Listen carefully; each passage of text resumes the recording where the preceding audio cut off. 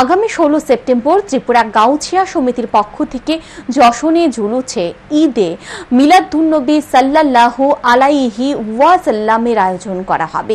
সেদিন ইন্দ্রনগর গাউছিয়া জামে মসজিদ প্রাঙ্গণ থেকে একটি র্যালি শুরু হবে। র্যালিটি আগরতলা শহরের বিভিন্ন রাস্তা পরিক্রমা করে পুনরায় ইন্দ্রনগর গাউছিয়া জামে মসজিদের সামনে গিয়ে শেষ হবে।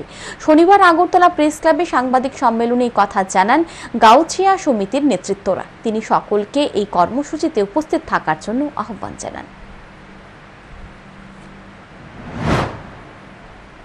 অন্যান্যবারের নেই এই বছরও আগামী 16 সেপ্টেম্বর সোমবার সকাল 9 ঘটিকায় ইন্দ্রনগর স্থিত আওলাদ রসুল সৈয়দ ইউসুফ শাহ রহমতুল্লাহি তাআলা আলাইহির মাজার শরীফ থেকে একটি জুলুস অর্থাৎ র্যালি আগরতলা শহরের বিভিন্ন পথ পরিক্রমা করে পুনরায় ইন্দ্রনগর গাউছিয়া জামে মসজিদ প্রাঙ্গণে এসে মিলাদ, কিয়াম, সালাম ও দোয়ার মাধ্যমে প্রোগ্রামটির পরিসমাপ্তি হবে।